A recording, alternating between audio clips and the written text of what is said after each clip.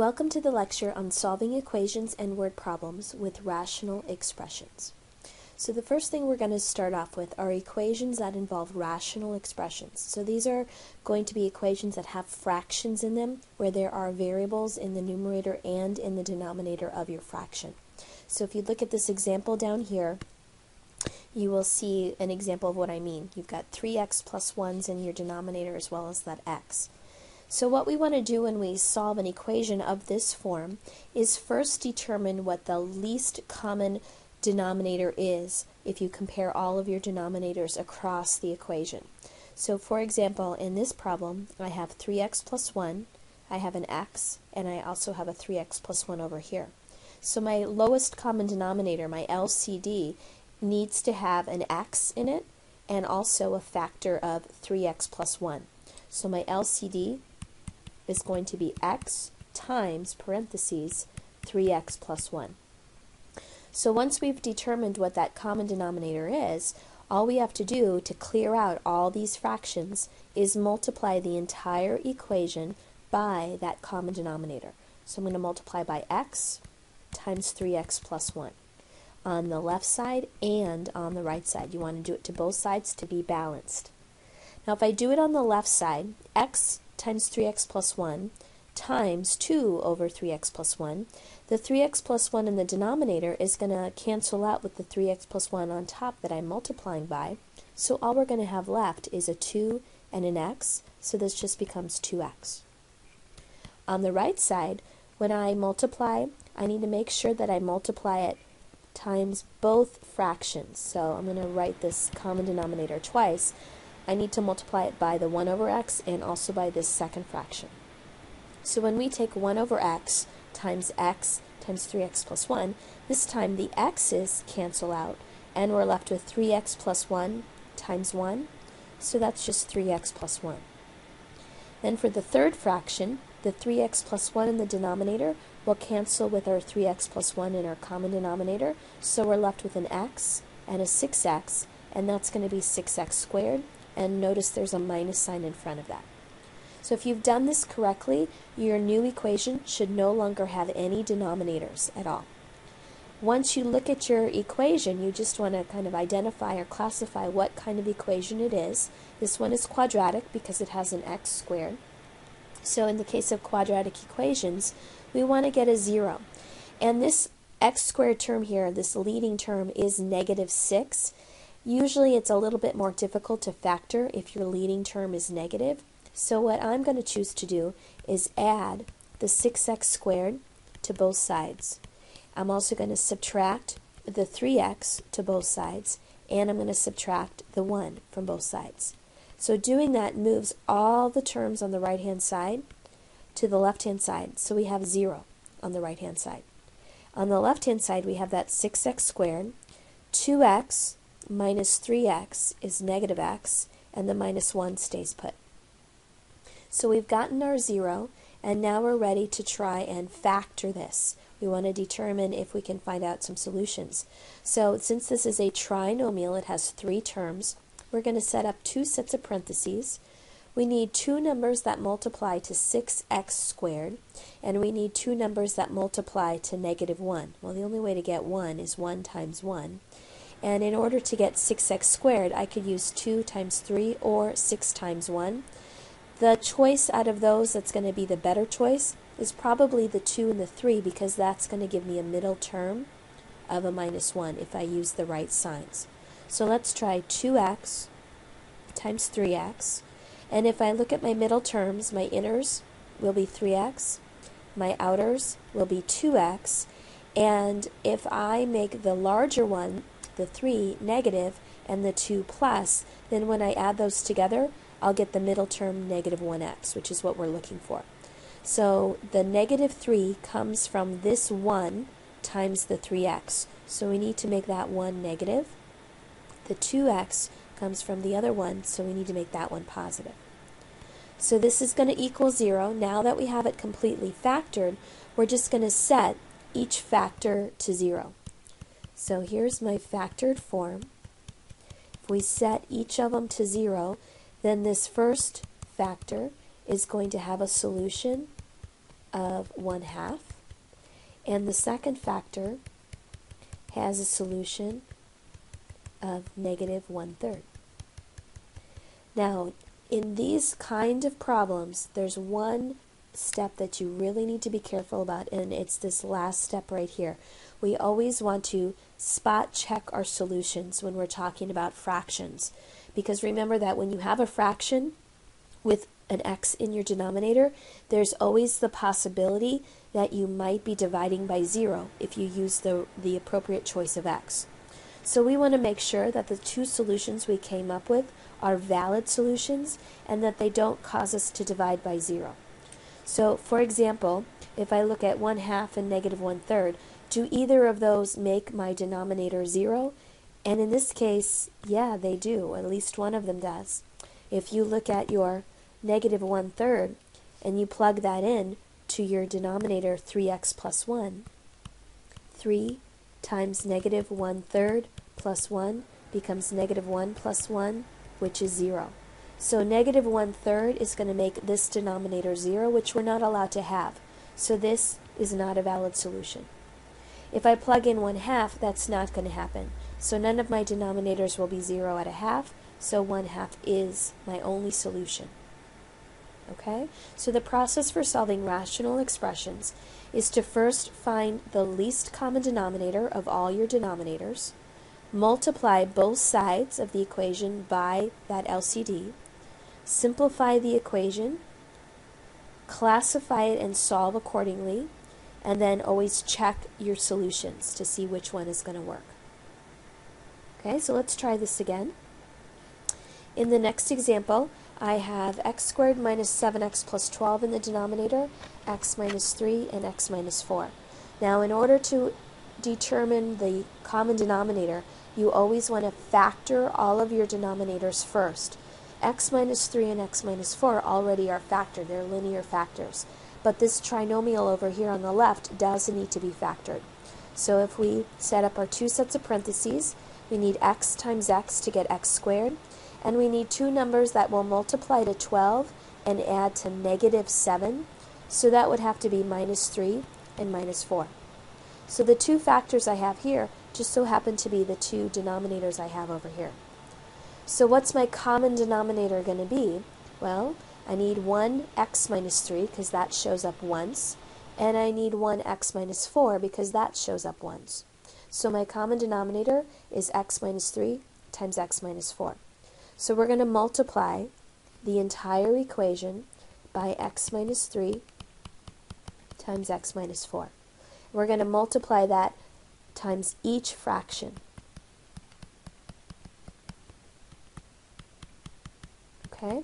Now if we do it on the left-hand side, x minus 3 times x minus 4 times the fraction on the left side, since the denominator on the left-hand side has x minus 3's in it, the one on the bottom is going to cancel with the one on the top, and the x minus 4 on the bottom is going to cancel with the one on the top. So this entire denominator cancels out, and all we have left is our 5. On the right-hand side, only the x minus 3's cancel out, and what we're left with is our 2 and the x minus 4. And then for the third fraction, the x minus 4's cancel out, and we're left with 5 and x minus 3. So now we have a new equation with no denominators. We're ready to try and solve it. Let's go ahead and get rid of our parentheses by distributing. So we'll have 2x minus 8 plus 5x minus 15. We have a couple like terms on the right-hand side. 2x plus 5x is 7x. Negative 8 minus 15 is negative 23. This is a linear equation, so I'm going to get my numbers together. 23 plus 5 is 28. Divide through by 7, and it looks like we're going to get x equals 4. Now before you put your box around your answer, make sure that that's a valid solution. If we look back at our denominators, is 4 going to make any of our denominators 0? The answer is yes. It's going to make our denominator 0 over here and over here. So x minus 4 does not work. Since it was our only possible solution that we came up with and it doesn't work, then the solution to our equation here is the empty set, or no solution at all. Okay? Next example, we want to look at all of our denominators, make sure that they're factored. So these first two look pretty good. The third fraction over here, k squared minus 4, that you should recognize is a difference of squares. So that can be factored into k and k, 2 and 2, a plus and a minus. Now when you go to find out what your common denominator is, we have k plus 2 occurring once, and then we have 2 minus k and k minus 2. And what you need to remember is that 2 minus k is the opposite of k minus 2. It's minus parentheses k minus 2. So they are kind of like the same factor, but they have opposite signs.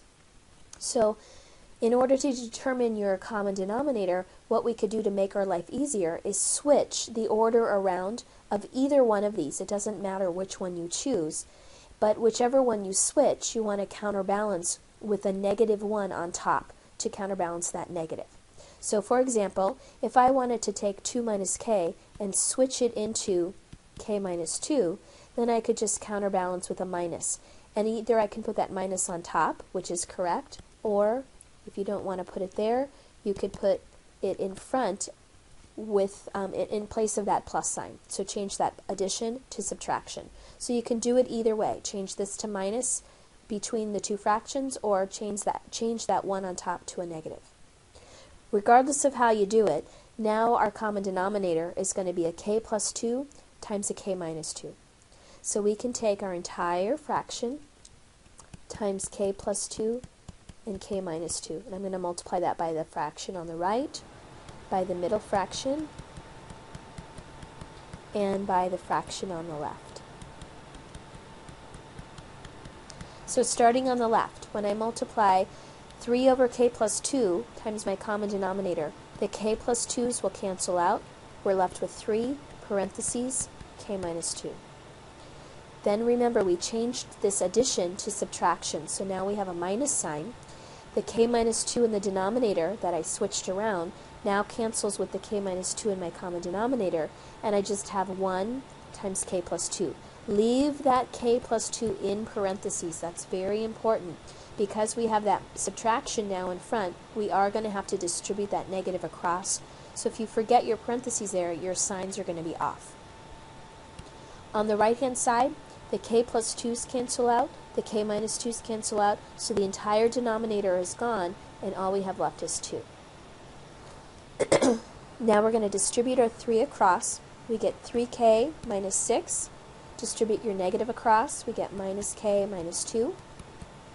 Combining some like terms, 3k minus k is 2k, negative 6 minus 2 is negative 8. Add 8 to both sides, so we get 2k equals 10, divide by 2, and we get k is 5. Last but not least, is 5 going to make any of these denominators 0? And the answer is no. The only thing that would be bad would be a plus 2 or a minus 2, which is not what we got. So k equals 5 is a valid solution. Alright, let's try another one. On this next example, we have denominators x squared minus 9, that shows up twice, and an x minus 3. So first thing you have to do is factor your denominators completely so that you use the correct common denominator. X squared minus 9 is a difference of squares, so we can factor it into x minus 3 times x plus 3, and we can do that for both of these. So in terms of my common denominator, I've got this x minus 3 over here on the right, and then I've got x plus 3 and x minus 3 for both of these other two fractions. So I need an x minus 3 occurring once, and I need an x plus 3 occurring once. So it looks like my common denominator that I'm going to multiply by is x plus 3 times x minus 3. We're going to multiply that by each fraction.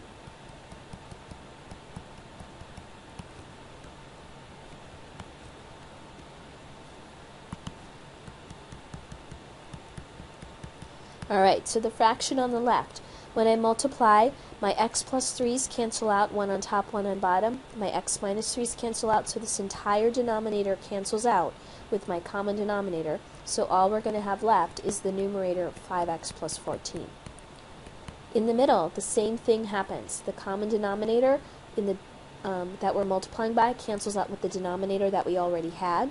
So all we have left is this numerator.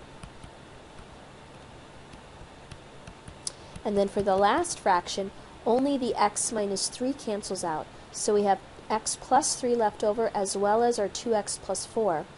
We want to make sure that we wrap that 2x plus 4 in parentheses because that entire numerator needs to get multiplied by that leftover factor x plus 3. So before we can combine some like terms, we're going to need to FOIL out this right-hand side. So let's go ahead and do that. All these other terms I will leave alone for the moment. So if I FOIL out over here, we're going to get 2x squared. We're going to get a 6x. We're going to get a 4x. And we're going to get a 12. Now we're ready to combine like terms. So on the right-hand side, notice that negative 2x squared and positive 2x squared cancel out.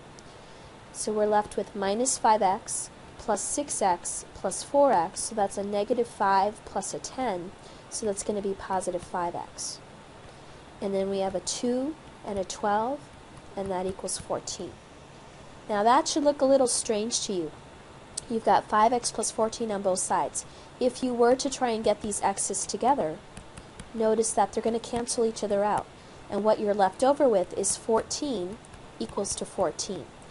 Remember that whenever you're solving an equation, if all your variables disappear, it's important to look to see what's left over. Either what you're left with is a true statement or a false statement. And in this case, 14 does equal 14, so this is a true statement. What that implies is that your solution is going to be everything, because no matter what I plug in for x, we always get a true statement back. So in this case, our x's can be all reals. Now we have a little bit of an exception to the rule here, because this original equation wasn't just a normal linear equation, it was a rational expressions equation. It had rational expressions in it, which means we have fractions, and there are some restrictions on what x could be because we have denominators. So what are the values of x that we wouldn't be allowed to have because we would be getting zeros in the denominator? Well, if you look at your denominator x squared minus 9, which factored into x plus 3 and x minus 3, where does that hit 0? Where is that equal to 0? Well, you can see that that's going to be 0 at plus or minus 3. So if we were to get solutions of plus or minus 3, we would have to cross those off as not being valid because they make us have undefined terms. So when we write our solution of all reals, it's not really all reals, it's all reals except x equals plus or minus 3. So we get everything except the places where the denominator turns out to be 0. So here is our final solution. All reals except plus or minus 3. Okay? Alright, the next example here doesn't look like a rational equation because it doesn't have any fractions in it initially, but there are negative exponents, and you have to remember that negative exponents cause you to flip things over. They're the same as reciprocals. So when we go to solve this, what you want to kind of keep in mind is that we could change this around by rewriting our negative exponents. So we have pluses and minuses involved in this equation. So you have to be really careful how you flip things around. Because we have pluses and minuses, we have to do our flipping term by term. So in other words, what does just p to the negative 2 turn into when you flip it? It turns into 1 over p squared. Then we have our plus. For the next term, what does just 4p to the minus 1 turn into? Notice that there's no parentheses, so only the p is being raised to the negative 1, so only the p goes to the denominator, the 4 needs to stay on the top. And then we have this minus 5 on the end. So because of the pluses and the minuses, you need to flip these fractions over term by term. You can't just take the entire equation and flip it down to the denominator. That would be incorrect. Okay, so You cannot do 1 over p squared plus 4p minus 5 or something along those lines. That would be incorrect. Okay, it has to be done term by term. So we've transformed this equation with negative exponents into a rational equation.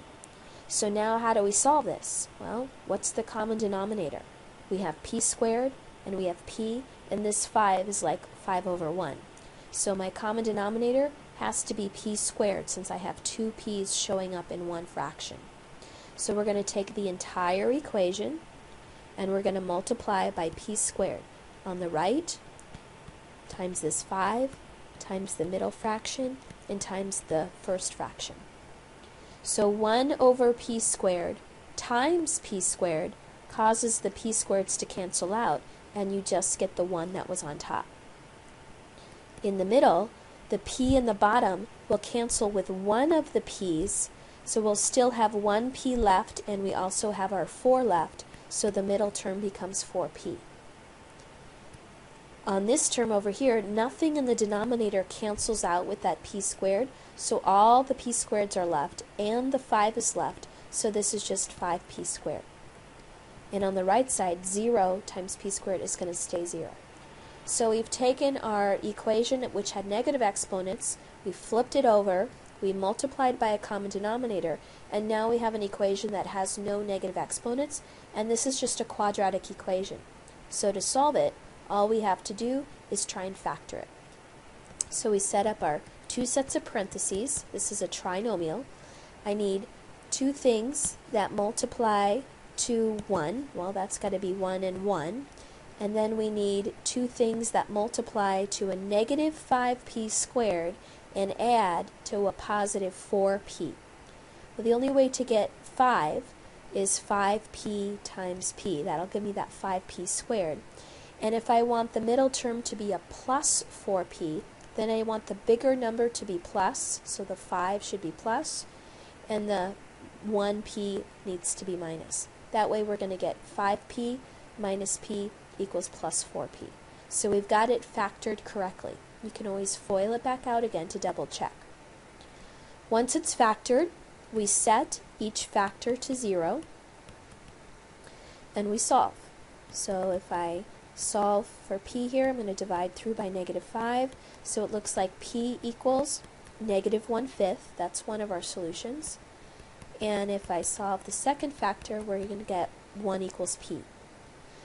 Do either of these values of p make my denominator 0? Remember back when we had these flipped over, if you look right back here in the original equation, which was 1 over p squared plus 4 over p minus 5 equals 0. Is negative 1/5 or 1 going to make these denominators 0? No. The only thing that would make these denominators 0 would be 0 itself. So both of these solutions are valid. So p can be negative 1/5 or 1. Okay, the next example here is called a literal equation, or sometimes we just call it formula rearrangement. Here's a formula involving x, y, and z, and right now what I want to do is rearrange terms and solve this for x. Because we have fractions, this is going to fit into the profile of all the examples we've been working on so far, where we're going to try and find a common denominator first, multiply all three fractions by the common denominator so we can clear out the denominators, and then go from there. So what's the common denominator going to be for this problem? Well, I need an x, I need a y, and I need a z. So the common denominator has to be x, y, z. So we're going to multiply each fraction times x, y, z.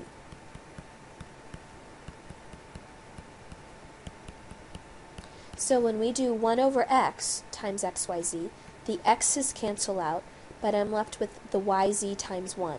So that's just yz. In the middle, the y's cancel out, and I'm left with xz times 1, so just xz. And on the end, the z's cancel out, and I'm left with xy. Now remember, when you're trying to solve for x, you want to look for where those x's are. Here's an x term, and here's an x term. we have them on opposite sides of the equation. So we need to get those x's on the same side of the equation, and the easiest way to do that would be to subtract this xz term over to the right-hand side. So these will cancel out. We'll have yz all by itself, and on the right side we'll have xy minus xz. Once you get your two x terms together, you need to consolidate them down to a single x, and the easiest way to do that is to factor out x. So I'm going to pull x out, and in parentheses that's going to leave us with a y minus a z. And once we have the x factored out, all we have to do now is divide by the stuff in parentheses. So if we divide both sides by y minus z, then we have our solution. X equals yz over y minus z. And now we've solved it for x. We've gotten x all by itself.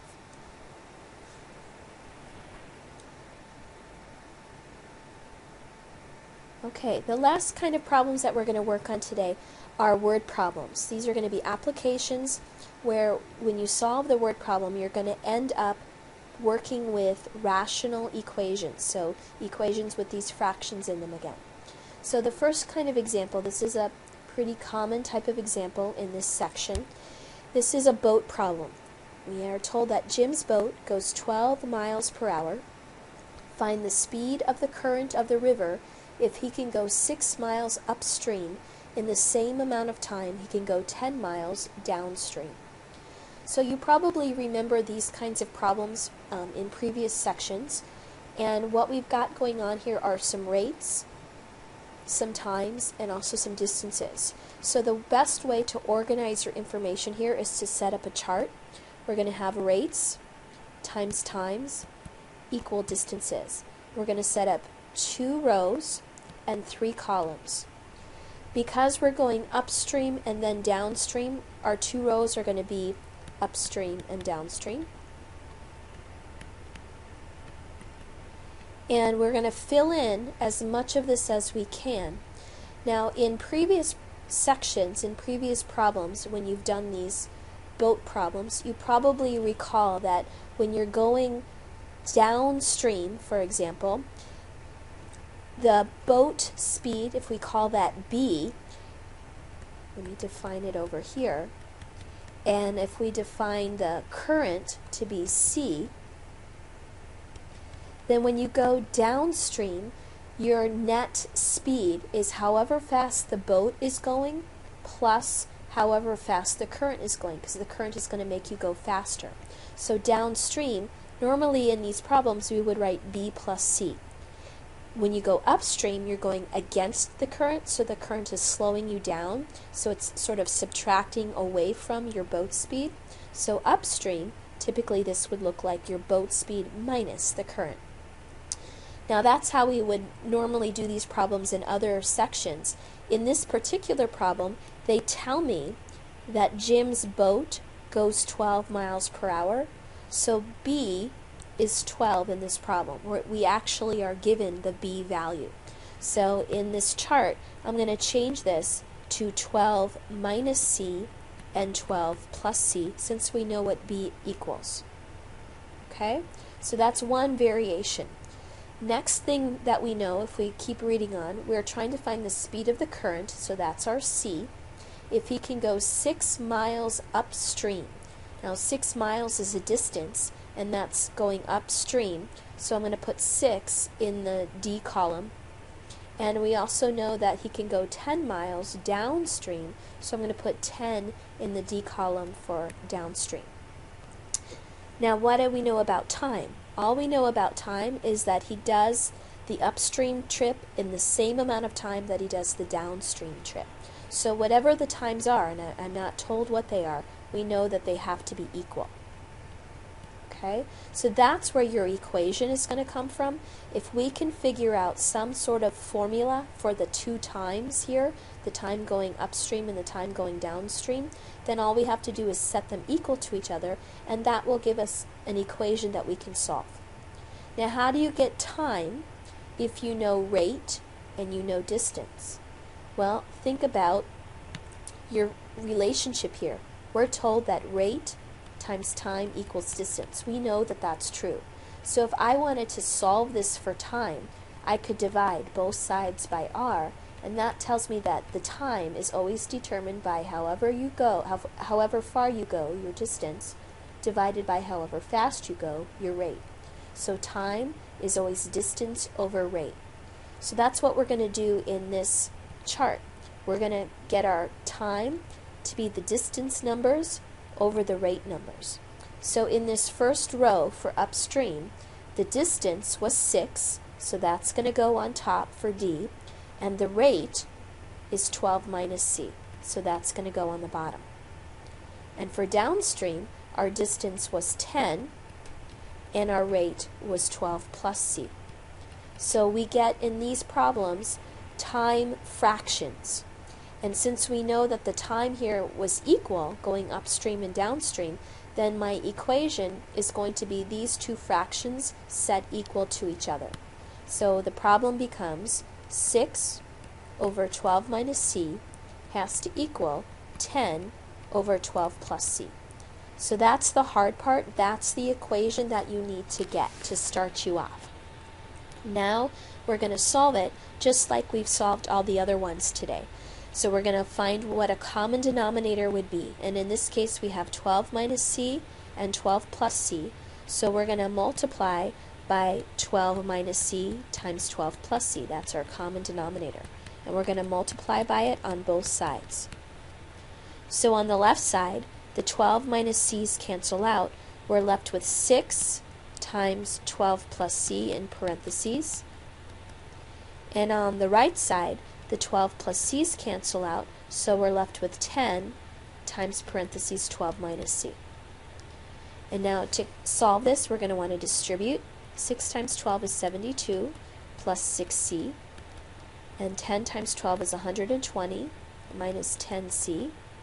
Let's get our C's together so I can add 10C to both sides. And that gives me 16C. If I subtract 72 to the other side, that's going to give me 16C equals 48. 120 minus 72 is 48. And then divide both sides by 16. 48 divided by 16 is 3. So a couple of things here. First of all, remember that initial equation that we had with the fractions? Make sure that when C is 3, you're not getting a 0 in your denominator. And in this case, we're not, because 12 minus C and 12 plus C aren't going to be 0 if C is 3. So 3 is a valid solution. Then to finish off the problem, remember this is a word problem, so you want to write your answer in a sentence or a phrase. This C was the current speed, and the units that would make sense here would be miles per hour. So we could say the current speed is 3 miles per hour. And there's our solution. Okay? These problems are a little tough to set up. There's a lot of stuff going on and sometimes they can be tricky. So we're going to try one more example.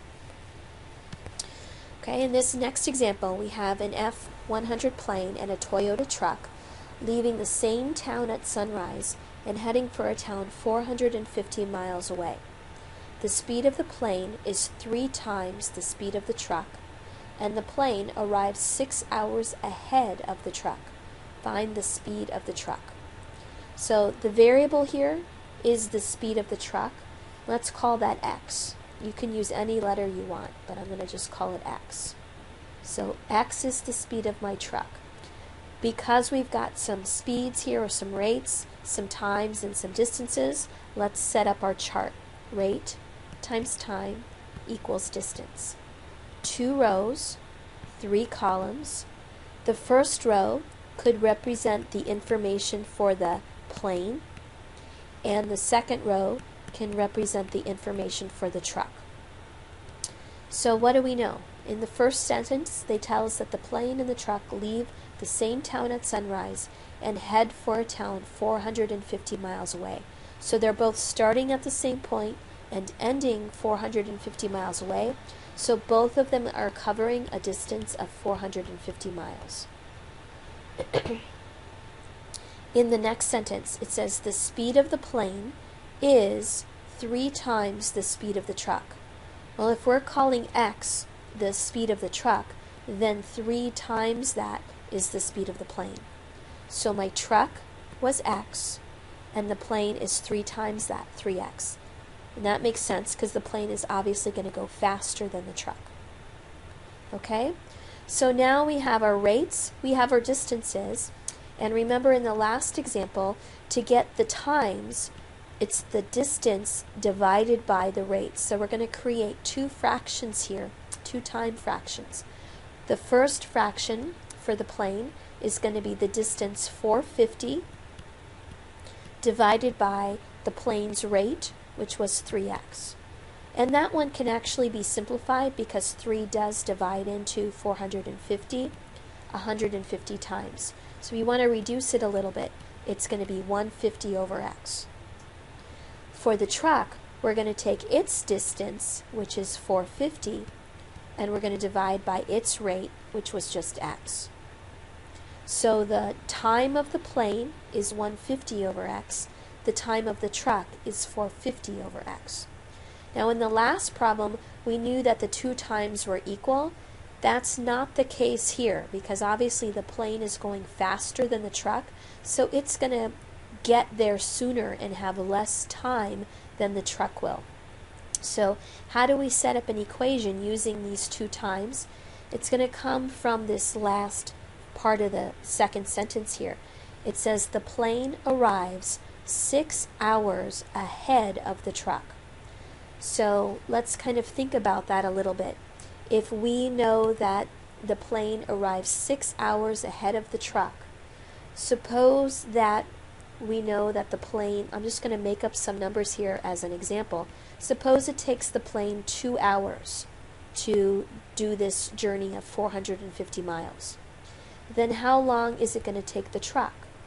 Well, the plane arrives 6 hours ahead of the truck, so the truck has to be 2 plus 6, or 8 hours total. So it's going to take the truck 8 hours when it only took the plane 2 hours. So think about this example right here, 2 plus 6 equals 8.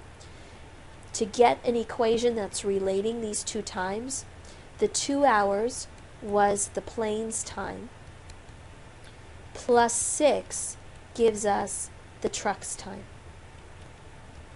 So if you are a little confused about what kind of equation you should use, make up a number and figure out from that one example what the relationship has to be. And what we're finding here is that the plane's time plus 6 hours equals the truck's time. So all I'm going to do now is substitute in what the plane's time is. The plane's time was this fraction, 150 over x, plus 6 equals the truck's time, and the truck's time was the fraction 450 over x. So this one's a little bit more complicated than the last one because we don't get to just set the 2 times equal to each other. There's a 6-hour time difference. So the faster plane plus 6 gets us the slower truck. So that's how we're getting our equation. That's the hard part. Now to actually solve this, the only denominators that we have are x's.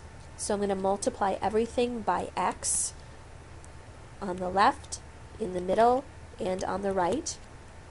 On the left, the x's will cancel out, giving us 150. In the middle, 6 times x is 6x. And on the right, the x's cancel out, giving us 450. If we subtract 150 to the right-hand side, we get 300. And when we divide by 6, that tells us that x is going to be 50. Now, what was x?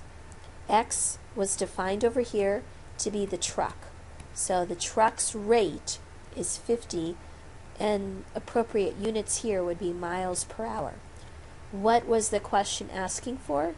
The speed of the truck, which is exactly what we just found. So all I have to do is write this in a sentence and we're done. So the truck's speed is 50 miles per hour. Okay, to finish off our notes today, we're going to end with one last type of word problem. The next two examples are the same type of problem, and these are what I call working together problems. Initially, you might not be used to them, but once you get the hang of them, they're actually not too hard to do. They're not as difficult as the last two examples that we just did with the distance, rate, and times. So let's read an example and figure out what's going on. In the working together problem, here we have an experienced bricklayer constructs a small wall in 3 hours. An apprentice completes the job in 6 hours. Find how long it takes if they work together. That's why I call these the working together problems. So what you want to do in a problem like this is basically set up a little table or a little chart listing out all the information that you know. So we have our experienced bricklayer, and we have our apprentice, and then we have them working together. So those are going to be my 3 rows. In this first column, I'm going to write down the number of hours it takes to complete the job. So the experienced bricklayer takes 3 hours to complete the job. The apprentice takes 6 hours to complete the job, and the number of hours it takes for them to complete the job if they work together, that's what we don't know, so that's going to be my X. Okay, in the second column over here, we're going to write our fractions. Remember, these problems are going to involve fractions because they're in our rational equations section. So in this column, I'm going to write the fraction of the job done in 1 hour. So if you have an experienced bricklayer who takes 3 hours to complete a job, then what fraction of the job is done in 1 hour? 1/3. 1 over however many hours it takes him to do the job. For the apprentice, if they take 6 hours to do the job, then they'll only get 1/6 of the job done in 1 hour. So again, you're just taking 1 over whatever times you have in this first column. So if they work together in X hours, then they're only going to get 1 over X part of the job done in 1 hour. Now to get your equation, if these two are working together, then the fraction of the job done by the experienced bricklayer plus the fraction of the job done by the apprentice should equal the fraction of the job done working together. So from this second column here, we get our equation. 1/3 plus 1/6 has to equal 1 over X. Now to solve it, we just need to get a common denominator. I have 3, 6, and X. So my common denominator could be 6X. That would be your least common denominator. So I'm going to multiply by 6X on the left, in the middle, and on the right. On the left, 3 goes into 6 twice, so I'm going to have 2 left over, X left over, times 1, so that's just 2X. In the middle, the 6's cancel out, so I have X times 1 left over, or just X. And on the right, the X's cancel out, so I have 6 times 1, or just 6. So after we get our common denominator, notice that this is a really, really simple equation. 2x plus x is 3x, so x must be 2. And just writing this out as a sentence, remember that x represented the amount of hours it takes for them to work together and complete the job. So it will take 2 hours to complete the job if they work together.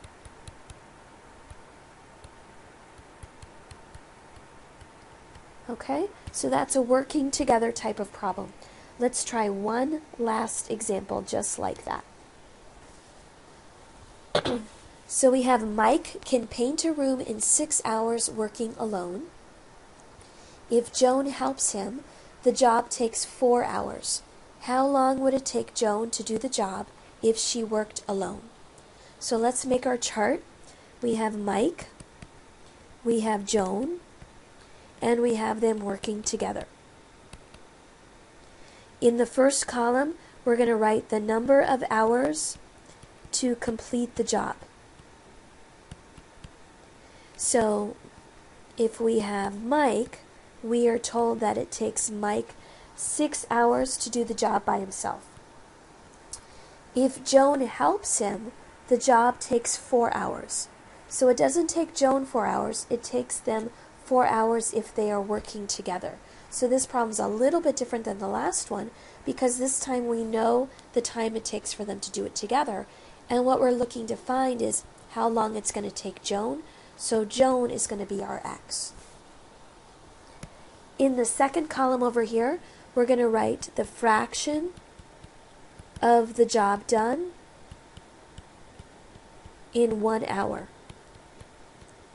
So if Mike takes 6 hours to do the job, he's going to get 1/6 of the job done. If Joan needs x hours, she's going to get 1/x of the job done. And working together, if it takes them 4 hours, they're going to get 1/4 of the job done in an hour working together. From your final column over here, we get our equation. Mike's fraction plus Joan's fraction has to equal the fraction of them working together. So our equation is 1/6 plus 1/x equals 1/4. So it's not a very difficult equation once you get it all set up. To solve this, we just want to get a common denominator. 4 and 6 both divide into 12. You could also use 24, but 12 is smaller. So my common denominator here needs to be a 12x. So I'm going to multiply by that on the left, in the middle, and on the right. So 6 goes into 12 twice, leaving me with a 2x. X cancels with this x, leaving me with 12. And on the right, 4 goes into 12 3 times, leaving me with 3x. To finish solving, let's subtract 2x. And we just get x equals 12. So writing it as a sentence, remember x was Joan, so it takes Joan 12 hours to complete the job alone. And that's our last example. So that concludes our notes on solving equations and word problems containing rational expressions. Good luck.